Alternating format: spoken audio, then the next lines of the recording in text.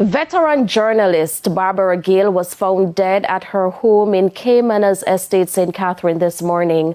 The police say she was murdered. The police have confirmed that her car was stolen and investigations are ongoing. Matthew Hyde sentenced to 13 years and 9 months Ryme Nation family.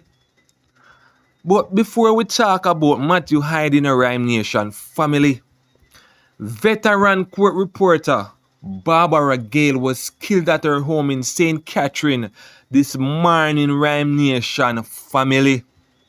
Where is this country heading to?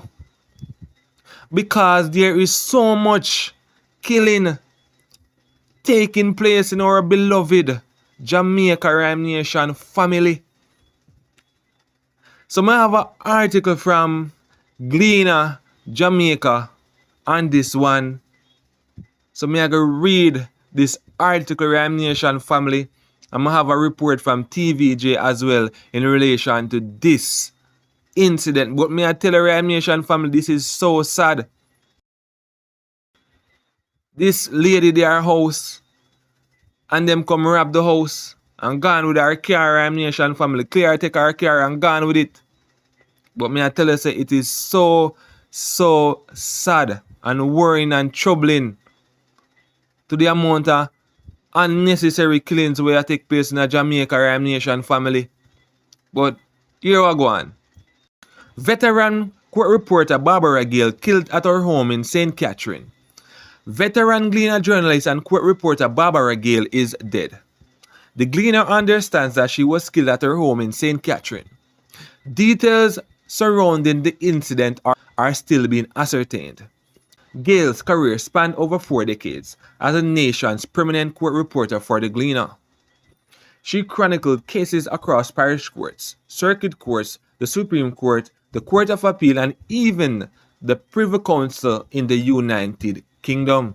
Her column, Legal Wranglings, addressed complex legal issues, earning her the 1997 Press Association of Jamaica Community Service Award and a regional award from the Caribbean Association of Media Workers.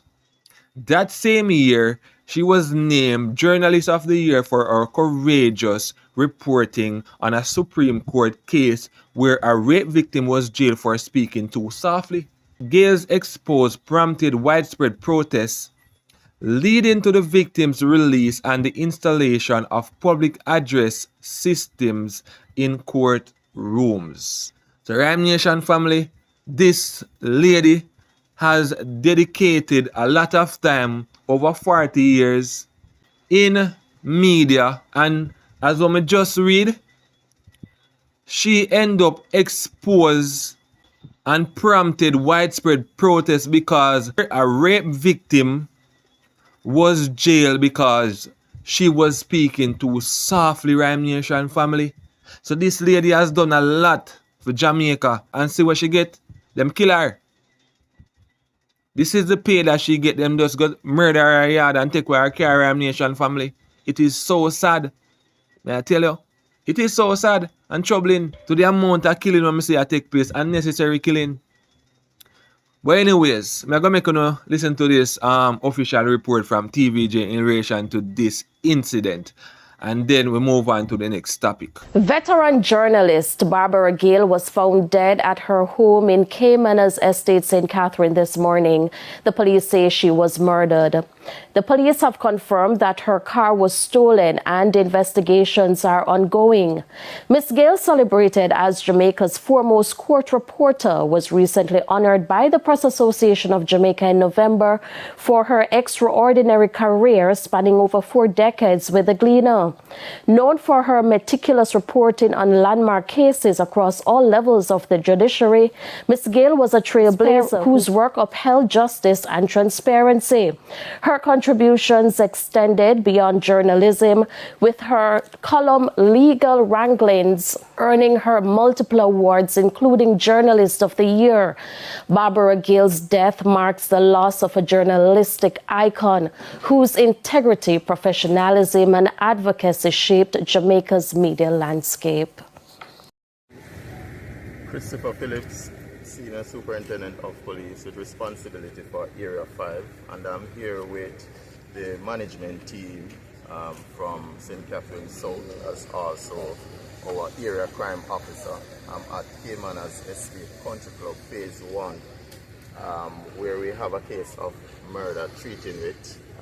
I can confirm that retired journalist Barbara Gayle was today found dead in her house. What we're getting so far, she was last seen sometime after 3 yesterday, having a conversation with an unknown gentleman.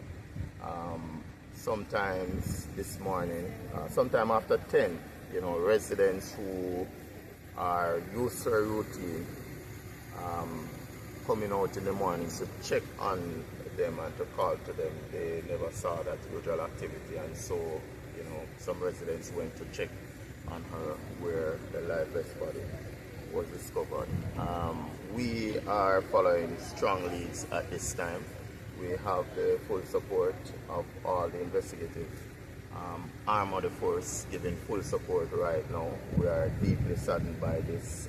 It's really a very horrible scene, and we really extend condolences to the media family at this time, because I know that she's well known in that circle, so we promise, we commit to giving our best effort to solving this case. In the same time, I'd want to use the opportunity to appeal to residents once more to be extremely vigilant during this festive season, and because based on what we're seeing so far, could be anybody else from this community, and so we just want to appeal to residents to be extremely vigilant. Well, I wouldn't want to get into critiquing whether or not any protocol was breached. On the surface of it, it's very worrying how things unfolded as to how that person got in. We are going to allow the investigative process to unearth all of that, and perhaps at another time we could give another full update on what we have discovered.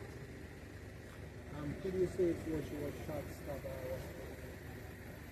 stabbed, Initial assessment is suggesting that she was stabbed multiple times to the right side of her neck, and we suspect she was also hit in the forehead. Well, the vehicle is missing and her phone is also missing. But as I said, give us some more time. We want to dig deeper into this one, and we commit the full team focus on it to ensure that this one is solved. So Ryme Nation family, the court today sentenced Matthew Hyde, the man who tortured his girlfriend, for 3 days. The court sentenced him to 13 years and 9 months. So Matthew Hyde at 21, so I'm going to come out when I'm around 34, 35 years old, Ryme Nation family. And a lot of people have said justice has been served, while a few are lamenting that he should get 10 years for each day that he tortured his girlfriend. He should have gotten 30 years, Ryme Nation family, them must say. But other people have said justice has been served. So make we read this article from the Gleaner as well. So if you're new to the Ryme Nation channel, please consider subscribing and hitting that notification bell. Whenever you guys subscribe to the channel, helps the channel to grow and helps YouTube to push the channel out there. So please remember to subscribe, leave a like and leave a comment. So here we go on. Matthew Hyde to be jailed for over 13 years for torturing ex-girlfriend. Former University of the West Indies student Matthew Hyde, who grievously assaulted his ex-girlfriend during a 3-day abduction, was this afternoon sentenced to 13 years and 9 months imprisonment. The 21-year-old, who has been in custody since his arrest last February, pleaded guilty on September 26 to assault occasioning grievous bodily harm, use of malicious communication, assault occasioning actual bodily harm, and false imprisonment. The University of the West Indies student was charged after he held his ex-girlfriend captive for 3 days in his room at George Hallen Hall and tortured her with a hot clothing iron and other implements. She was discovered sometime after 10 p.m. on February 9, 2023. It is alleged that Hyde injured the complainant following cheating accusations. So Ryme Nation family, may I say justice has been served, and for the man them out there feel like woman body parts for them or feel like them own the woman, want to know say, if you leave the people them pick me alone. If one and them can't agree, you leave them alone and go find somebody else, cause you don't know own the woman and the woman body parts and a fool. No. Alright? So Ryme Nation family, thanks again for watching. I'm out.